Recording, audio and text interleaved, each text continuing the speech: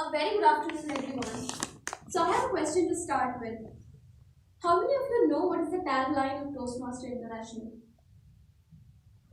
There's a logo and there's a tagline just below that. No one? At least the president should know. What's the tagline? Where leaders are made. Yes. I think Toastmaster International is a perfect platform where leaders are made in different forms or in different ways. So, right from the president of the club to the VP education and then to the surgery arms. And on the other side, there is area, division, district, the leaders of all these things.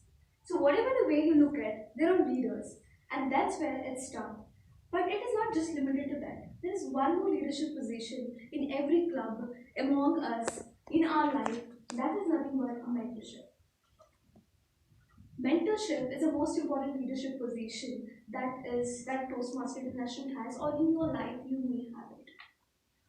So why do we have this mentorship in Toastmasters? I think whatever we do in Toastmasters, whether we speak, table topics, evaluation, give speeches, mentor, mentee, whatever is it, it is just for two C's. The first C stands for communication. The second C is for confidence. It is just for these two C's that we do whatever we do it.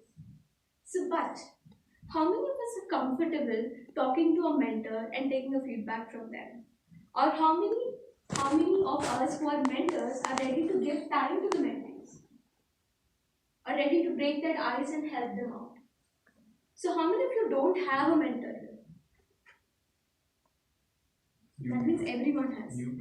New people, obviously, new people won't have. How many of you like do not want to have a mentor? Like you don't want to contact anyone? No one. That's really great because I think you guys are good. Because I was one among them that I was really hesitant to reach out to someone and ask for help. I might have given like around 16 to 20 speeches, the CC pathways and the other speeches that I've given in contests or wherever it is. I hardly reached out for one speech. I had sent my content to one of the member of these speakers. That was only. I think that's all I remember. So that is the only speech I got in mentor. And that too because for every speech Navneet would send it to me. One day I thought, okay, let me send it to him. That is the reason why I sent. That's the reason why I sent. And I was really hesitant. So in order to cover this up, like I thought of an alternative idea. Then what am I doing? If I'm not getting mentored, then what am I doing? Where am I getting the feedback from? And that's when the idea of self-mentoring came to me. So there is this saying, I'm not sure how many of you have heard about. If you give a man a fish, you will feed him for a day. But if you teach him how to do fishing, you will feed him for a lifetime. And that is what self-mentoring is all about. If you know how to control yourself, if you know how to mentor yourself, you don't need anyone. That also doesn't mean that you don't have to reach out to someone. Let me come to that point later. Let's park it. So let's start with self-mentoring, that is the currency of success. I think we are all in a corporate world. All of us know the difference. We have seen different sets of people, we have seen different kinds of people in working in different types of the products or the work. There's two different types that we see: self-reliant and people who need to be told what to do. So if you are able to mentor yourself, you will always be self-reliant. You do not have to approach someone to understand what you should do to some extent. And there are other set of people who need to be told like you should do this and you should do this. And when this problem comes, you have to solve like this. So there are two different. So if you are self-reliant, it will be your currency of success. There is no doubt. But self-mentoring requires some set of steps that we need to adopt in our daily life. So let's start with that. The first one is look within. Don't look up. Generally, people prefer to look up to someone. But it's always better to look within than to look up to someone. Suppose, let's say, if I look up to Saksham, he's such a fantastic writer and his speeches are usually awesome, but I'm not sure whether I could reach out to that point if I always look up to him. Because my potentials, my skills are very different and my thoughts are very different. So I have to look within me and evaluate myself to actually improve myself. So that is the first point to self-mentoring.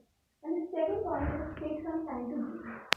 When you know what you don't have, take some time, sit back, and see what you can do, what you should do. Is it what you wanted to do? Looking at somebody and saying, okay, that is what I wanted to be, that's not a good idea. So you need to know what you need.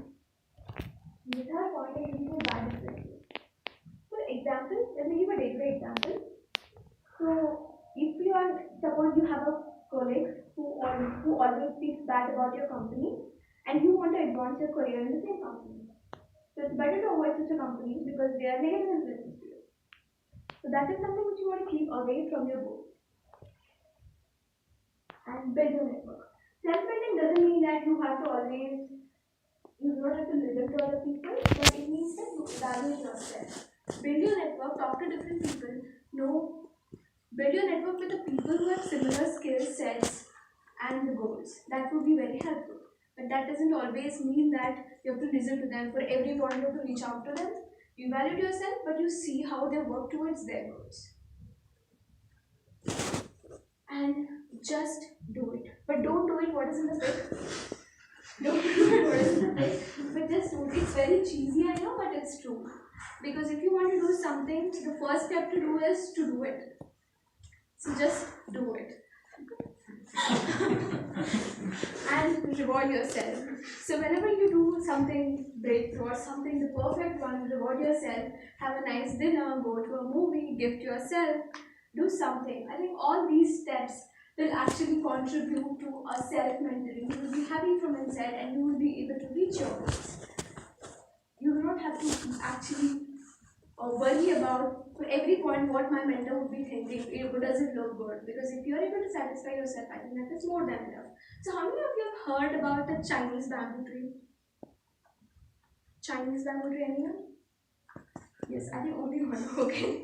So Chinese bamboo tree is the one. So the moment you sow it, it will take 5 years to just break through out from the ground. It will not even germinate from above the ground. So that is Chinese bamboo tree, but you have to keep nurturing it with the water and the fertilizers. But after 5 years, within 5 weeks, it grows to a height of 90 feet tall. So that is the capacity of Chinese bamboo tree, and that is no more than your self-mentoring. Because if you are always dependent on someone, you don't know what is their availability, you don't know how long will they be available. But if you are able to mentor yourself, it will stay with you for a lifelong. And that is the output of self-mentoring. Because if you are not your own role model, then I think no man will be able to do a self-improvement if he doesn't see himself as a role model. So thank you so much. So how much ever you can, we can adopt a self-mentoring to that extent. So let's see how that gives an output. I think this is one of the mentoring skills that I adopted. Thank you so much. Over to the Toastmasters.